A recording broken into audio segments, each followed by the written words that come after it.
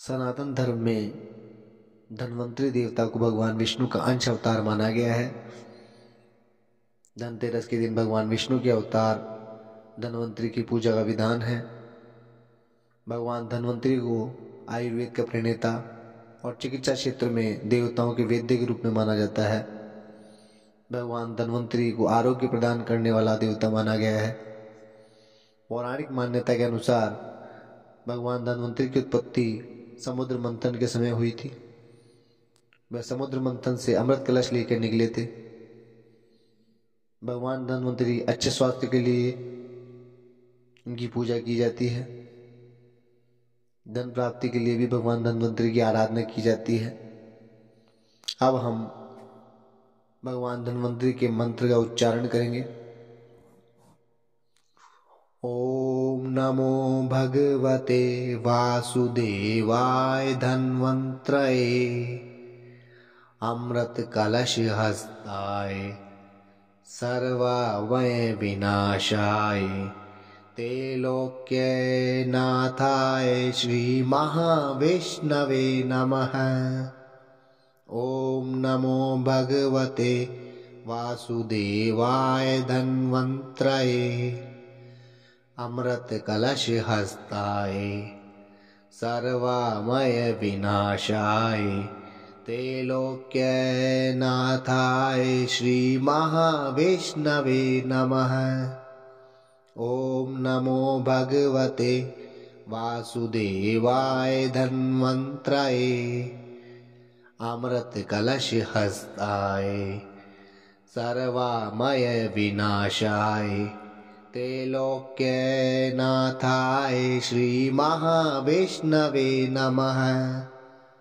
ओम नमो भगवते वासुदेवाय धन्वंतरये अमृत कलश हस्ताय सर्वमय विनाशाय त्रैलोक्य नाथाय श्री महाविष्णवे नमः। ओम नमो भगवते वासुदेवाय धन्वंतरये अमृत कलश हस्ताय सर्वमय विनाशाय त्रैलोक्य नाथाय श्री महाविष्णवे नमः। ओम नमो भगवते वासुदेवाय धन्वंतरये अमृत कलश हस्ताय सर्वमय विनाशाय त्रैलोक्य नाथाय श्री महाविष्णवे नमः।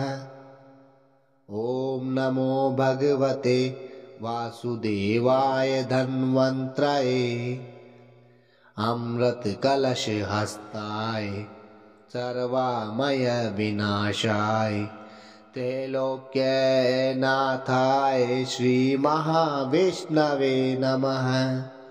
ओम नमो भगवते वासुदेवाय धन्वंतरये अमृत कलश हस्ताय सर्वमय विनाशाय त्रैलोक्य नाथाय श्री महाविष्णवे नमः।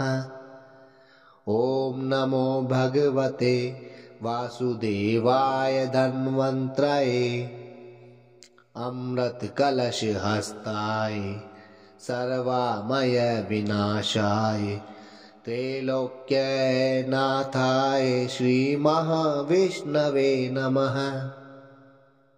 ओम नमो भगवते वासुदेवाय धन्वंतरये अमृत कलश हस्ताय सर्वमय विनाशाय त्रैलोक्य नाथाय श्री महाविष्णवे नमः। ओम नमो भगवते वासुदेवाय धन्वंतरये अमृत कलश हस्ताय सर्वमय विनाशाय त्रैलोक्य नाथाय श्री महाविष्णवे नमः। ओम नमो भगवते वासुदेवाय धन्वंतरये अमृत कलश हस्ताय सर्वमय विनाशाय त्रैलोक्य नाथाय श्री महाविष्णवे नमः। ओम नमो भगवते वासुदेवाय धन्वंतराय अमृत कलश हस्ताय सर्वमय विनाशाय त्रैलोक्य नाथाय श्री महाविष्णवे नमः।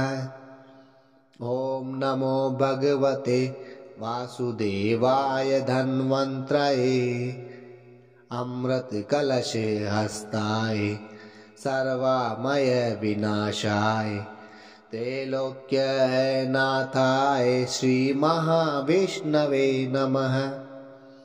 ओम नमो भगवते वासुदेवाय धन्वंतराय अमृत कलश हस्ताय सर्वमय विनाशाय त्रैलोक्य नाथाय श्री महाविष्णवे नमः।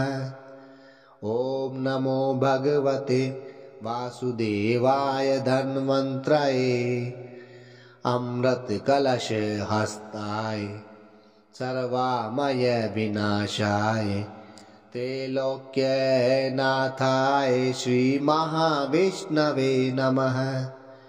ओम नमो भगवते वासुदेवाय धन्वंतराय अमृत कलश हस्ताय सर्वमय विनाशाय त्रैलोक्य नाथाय श्री महाविष्णवे नमः।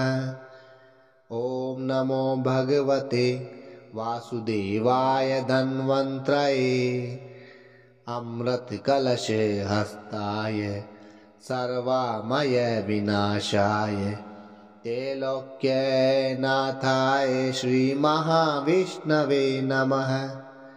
ओम नमो भगवते वासुदेवाय धन्वंतराय अमृत कलश हस्ताय सर्वमय विनाशाय त्रैलोक्य नाथाय श्री महाविष्णवे नमः।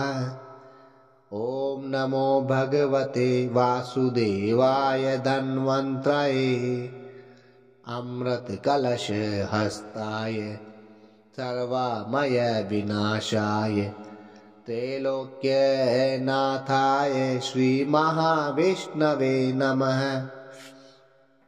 ओम नमो भगवते वासुदेवाय धन्वंतराय अमृत कलश हस्ताय सर्वमय विनाशाय त्रैलोक्य नाथाय श्री महाविष्णवे नमः।